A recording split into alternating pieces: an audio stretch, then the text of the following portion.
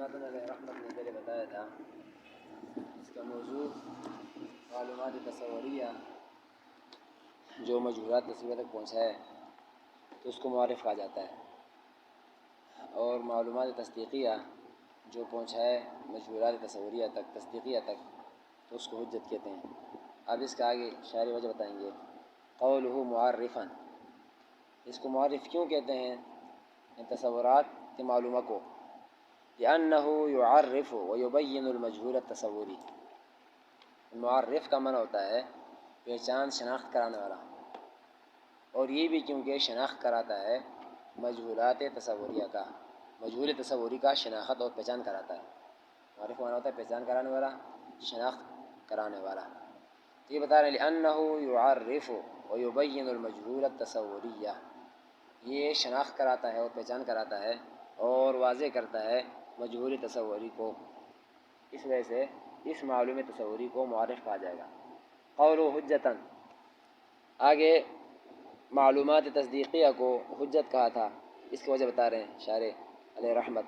لأنها تصير سببا للغلبة على الخصم والحجة في اللغة الغلبة، بتا رہے ہیں کہ اس کو حجت کیوں کہ دلیل و حجت بتایا تھا آپ کو، دو نام اس کا، دلیل و حجت، اور پہلے کے نام معرف، قول شارح، حد رسم، مثال نام ہے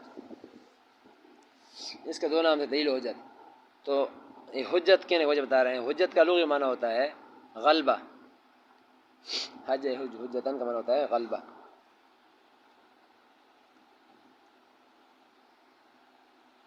اور یہ معلومات تصدیقیہ یہ اپنے مد مقابل پر غلبے کا باعث بنتی ہے،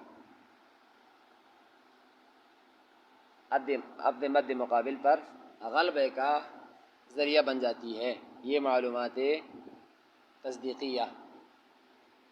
معلومات تصدیقیہ یہ مد مقابل پر غلبے کا باعث بنتی ہے،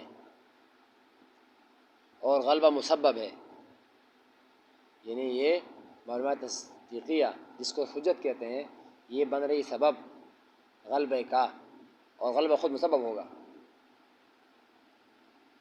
تو لہذا وہی غلبہ اور حجت اسی کو کہنا چاہیے تھا، لیکن یہاں پر جو ہے مسبب کا نام سبب پر رکھ دیا ہے، مسبب کا نام سبب پر رکھ دیا ہے، یہ تو سبب بن رہا تھا، یہ خود اس کو غلبہ نہیں کہتے ہیں معلومات تصوریہ تصدیقیہ، یہ خود کوئی غلبہ نہیں ہے بلکہ یہ ذریعہ بن رہا ہے غلبے کا، یہ ہوں گے تو آدمی غالب ہو جائے گا، تو غالب ہونا مسبب ہے، وہی غلبہ حجت وہی ہونا چاہیے تھا، تو گویا کہ وہ مسبب تھا، یہاں پر مسبب والا نام دیا ہے سبب کو۔ تو یہ بتا لأنها تصير سببا، یہ حجت یہ ہو جاتی ہے سبب بنتی ہے للغلبۃ غلبے کے لیے، علی الخصم مد مقابل پر، اپنے مد مقابل پر غلبے کے سبب بن جاتی ہے۔ والحجۃ فی اللغۃ الغلبۃ، اور حجت کا لغوی معنی ہی غلبہ ہے، تو فہذا من قبیل تسمیۃ السبب باسم المسبب، یہ آگے بتا دیں کہ یہاں پر جو ہے یہ مسبب والا نام سبب کو دینے کے قبیل سے ہے، اس کو حجت کہنا یہ ایسا ہے جیسے مسبب والا نام سبب کو دیا ہے، یہ تو خود سبب تھا، اس کو حجت نہیں کہنا چاہیے تھا، حجت تو غلبہ ہے اور غلبہ تو مسبب بن رہا ہے، تو وہ ہے کہ وہ مسبب والا نام اٹھا کے اس سبب کو دیا ہے، تو اس کو کہتے ہیں تسمیۃ السبب باسم المسبب، مسبب والا نام سبب کو دے دیا ہے۔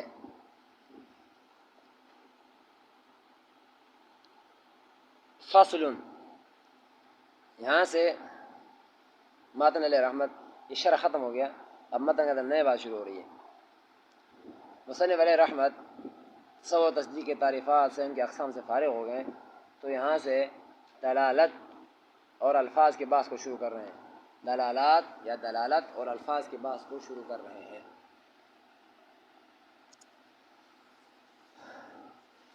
ویسے منطق کا موضوع تو آپ نے پڑھا معرف اور حجت ہے، قول شارح اور حجت یہ کبھی اسی سے بات کرنا چاہیے تھا، یہاں پر نئے بات شروع کر دلالت اور الفاظ، یہ تو اور چیز آ گئی ہے، اسے ان کو نہیں کرنا چاہیے تھا، تو اس کا وجہ یہ ہے کہ یہاں پر اس نے جو شروع کیا ہے اس کا وجہ یہ ہے کہ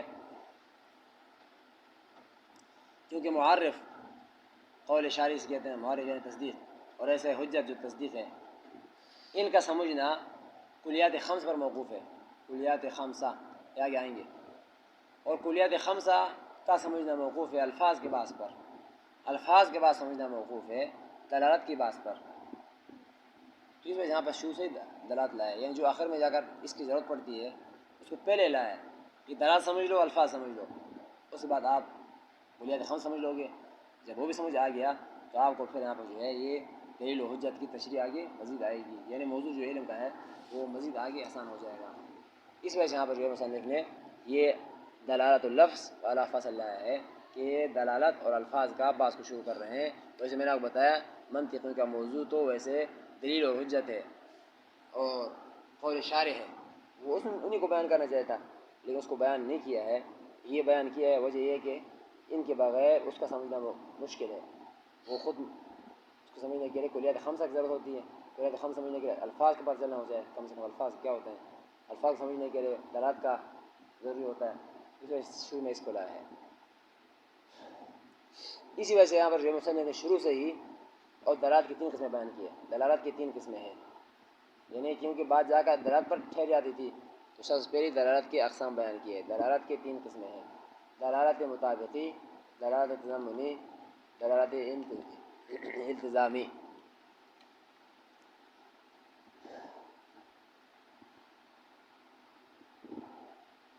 یہ بتا رہے ہیں دلالت اللفظ علی تمام ما وضع له مطابقۃ وعلی جزء تضمن وعلی الخارج التزام. یہ 3 بتا دیا. کہتے ہیں لفظ دلالت کرے گا اپنے پورے معنی موضوع پر. لفظ دلالت کرے اپنے پورے معنی موضوع پر، کیونکہ لفظ تو معنی کے وجہ کیا ہوتا ہے، لفظ معنی کی وجہ ہوتا ہے. لفظ کوئی سے کوئی مقصد تو نہیں ہے، اس کو معنی دینا ہوتا ہے. اب لفظ جب دلالت کرے اپنے پورے معنی موضوع پر، جس کے لیے وضع کیا تو اس پورے پر دلالت کر رہا ہو تو اس کو کہتے ہیں دلالت مطابقی. یا پھر لفظ دلالت کرے گا اپنے معنی موضوع ہو کے جز پر تو اس کو کہا جائے گا تضمنی. یا لفظ دلالت کرے گا اپنے معنی موضوع ہو کے خارج لازم پر، نہ کل پر کر رہا ہے، پورے پر بھی نہیں کر رہا ہے، جز پر بھی نہیں کر رہا ہے، خارج پر کر رہا ہے، لیکن خارج لازم ہے. وہ ایسے اس لفظ کے لیے وہ اس معنی کے لیے لازم چیز ہے تو یہ ہو جائے گا دلالت التزامی. وہ ایک وجہ سر ہو گیا کہ لفظ دلالت کرے گا یا تو اپنے معنی موضوع ہو، پورے معنی موضوع ہو پر، یا اس کے جز پر یا خارج پر. اگر پورے معنی موضوع پر دلالت کرے گا تو مطابقی، اگر جز پر کرے تو تضمنی، اگر اس کے خارج پر کرے لازم پر تو التزامی. یہ بتا رہے ہیں دلالت اللفظ علی تمام ما وضع له مطابقۃ. لفظ جب دلالت کرے علی تمام ما وضع له، پورے کے پورے پر، کس چیز کے پورے پر؟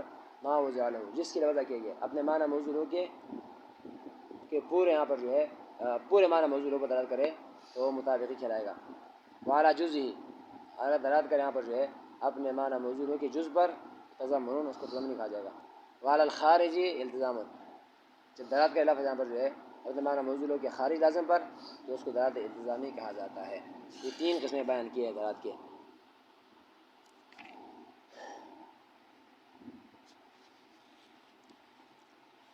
قوله دلالت اللفظ،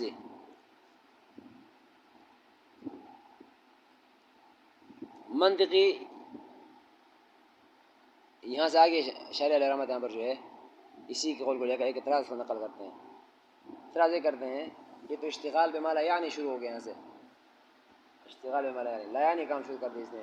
تو مقصود تو تھا قول شارح جو موضوع بنتا ہے، کیونکہ پڑھا ہے کہ حال علم کا موضوع ہوتا ہے جس کا آواز ذاتیہ سے بات کیا جائے اس سے بات ہوتی ہے، تو اس سے بات کرتے تھے جب پتہ چلتا ہے کہ منطق ہو رہا ہے. یہ بیچ میں کوئی اور چیزیں لائے تو یہ ہے اشتغال بما لا یعنی، لا یعنی کام شروع کر دیے جو کہ ٹھیک نہیں ہے. یہ اعتراض بھی ہے، اس کا جواب آئے گا. یعنی مصنف نے لا یعنی کام کیوں شروع کیے، کیوں اپنا کو مشغول کر دیا بیکار کام میں؟ اس کا جواب دیں گے کہ بیکار کام نہیں ہے. ویسے یہاں پر جو ہے منطقوں کا بحث تو ہوتا ہے اگر ہوتا ہے معارف اور حجت سے، اور اس کے اندر بھی تصورات پہلے لاتے ہیں، تصدیقات بعد میں لاتے ہیں. تصورات پہلے، تصدیقات بعد میں. پہلے بات ہوتا ہے تصورات کا پھر تصدیقات کا، اور یہ ایک موضوع ہو ان کا. تصورات کو پہلے لانے کی وجہ یہ ہے یا تو تصور تصدیق کے لیے شرط ہے یا پھر شطر ہے. شرط ہو پھر بھی پہلے ہونا چاہیے، شطر ہو پھر بھی رہنا. تصور تصدیق کے لیے بمنزل شرط کے ہے یا بمنزل شطر کے ہے. شطر کہتے ہیں جز کو، اور قاعدہ آپ نے پڑھا ہے کہ شرط مشروط پر مقدم ہوتا ہے اور ایسے جز کل پر مقدم ہوتا ہے، لہذا دونوں میں سے کوئی بھی ہو، شرط ہو یا شطر ہو تو مقدم ہی ہوگا، اس سے پہلے اس کو لاتے ہیں. کہتے ہیں قد علمت ان نظر المنطقی بالذات انما هو فی المعرف والحجت. کہتے ہیں منطقی کا موضوع آپ پہ جان گئے ہو کہ منطقی کا موضوع، نظر المنطقی مانا ہوگا منطقی کا موضوع، مقصود اہل منطق والوں کا جو مقصود ہے بالذات، یعنی ذاتی طور پر جو مقصود ان کا ہوتا ہے، انما هو فی المعرف والحجت، ان کا ذاتی مقصود، ان کا مطلب تو یہاں پر جو ہے معارف اور حجت میں ہونا چاہیے، یہ ان کا یہاں پر کیونکہ بن رہے ہیں موضوع. وما من قبیل معانی لل الفاظ، اور یہ دونوں معنی کے قبیل سے، الفاظ کے قبیل سے ہے ہی نہیں ہے. یہاں سے الفاظ شروع چھیڑ دیے اس نے، وہ تو معنی تھے جو مقصودی چیز تھا اس کو چھیڑا ہی نہیں ہے، الفاظ شروع کر دیے، لہٰذا یہ لا یعنی کام شروع کر دیے، یہ اعتراض ہو گیا. کہتے ہیں لل الفاظ، الفاظ قبیل سے نہیں ہے، الا انہ، یہاں سے آگے جواب دیں گے اس کا، یہ اعتراض، اس اعتراض کا یہاں پر جواب نقل کریں گے. الا کہتے ہیں کہ منطقوں کے ہاں یہ رواج ہے کہ وہ موضوع کے اندر ہی ذکر کرتے ہیں تعریف کو اور غرض و غایت اور موضوع کو. منطقی کتابوں کے اندر یہ رواج ہے کہ وہ کیا نام ہے، موضوع کے اندر ہی، مقدمہ کے اندر ہی، موضوع کے اندر نہیں، منطقی کتابوں میں یہ رواج ہے کہ وہ مقدمہ کے اندر ہی ذکر کرتے ہیں موضوع کو، تعریف کو، غرض و غایت کو، تاکہ یہاں پر جو ہے شروع کرنے کے اندر اور بصیرت کا فائدہ حاصل ہو جائے، تاکہ شروع کرنے میں بصیرت کا فائدہ حاصل ہو جائے. یہ ان کا یہاں رواج تھا. اس رواج کے تحت اس نے بھی یہاں پر جو ہے یہ شروع میں لایا ہے، مقدمے کے اندر ہی لایا ہے، پھر گزر ہے موضوع بھی کچھ نہ کچھ بیان کر دیے. تو یہ بتا رہا ہے کہ الا انہ کما یتعارف ذکر الحد والغایت والموضوع فی صدر کتب المنطق لیفید بصیرۃ فی الشرع. کہتے ہیں مگر یہ کہ اعتراض کا جواب یہ ہو سکتا ہے کہ جیسے کہ یہاں پر جو ہے رواج ہے، متعارف مشہور ہے، رواج ہے ذکر الحد والغایت، کہ وہ ذکر کرتے ہیں منطقی لوگ تعریف کو اور غرض و غایت کو اور موضوع کو، کدھر ذکر کرتے ہیں؟ فی صدر کتب المنطق، منطقی کتابوں کے شروع میں، یعنی مقدمے میں ہی ذکر کرتے ہیں، ان چیزوں کو مقدمے میں ذکر کر دیتے ہیں. یہ کیوں ذکر کرتے ہیں مقدمے میں؟ لیفید بصیرۃ فی الشروع، تاکہ بصیرت فی الشروع کا فائدہ حاصل ہو جائے، یعنی شروع کرنے کے اندر بصیرت ہو کہ ہم کیا پڑھ رہے ہیں، کیا ہمارا ہو رہا ہے اور کیا مقصد ہمیں حاصل ہوگا، تاکہ شروع بصیرت فی الشروع حاصل ہو جائے، اس کا فائدہ ہو جائے. کذالک تعارف، ایک یہ بات ہے کہ شروع کے اندر یہاں پر جو ہے تاکہ بصیرت حاصل ہو جائے، آدمی کو فائدہ حاصل ہو بصیرت کا، ایک یہ وجہ. ایسی یہاں پر جو ہے ان کے ہاں متعارف اور مشہور اور رواج ہے کہ وہ الفاظ کا باس لاتے ہیں مقدمے کے بعد، مقدمے کے بعد الفاظ کی باس لاتے ہیں. ایک چیز ان کا رواج ہے کہ مقدمے کے اندر اس تعریف اور موضوع کا لاتے ہیں تاکہ آگے کتاب شروع کرنے کے ایک بصیرت آدمی کو ہو، سمجھ ہو. اور ایسے یہاں پر مقدمہ ختم ہوتے ہی یہاں پر الفاظ کے باس لاتے ہیں تاکہ افادہ و استفادہ ہو سکے. کیونکہ پڑھا ہے کہ منطق سے استفادہ موقوف ہے بنیاد خمسہ پر، الفاظ کے باس پر اور دلالات پر. افادہ کیا ہوتا ہے؟ پیدا کرنا، پیدا طلب کرنا، دونوں کا ایک ہی کام تقریب کرنا، ایک متعدی ایک لازم. لیفید بصیرۃ فی الشروع کذالک یتعارف ایراد مباحث الالفاظ. کہتے ایسے ہی متعارف اور ان کے یہاں پر یہ رواج ہے ایراد و مباحث الالفاظ، الفاظ کے مباحث کو لاتے ہیں، وہ لانا ان کا ہاں مشہور ہے بعد المقدمۃ، مقدمے کے بعد. یہ کیوں لاتے ہیں؟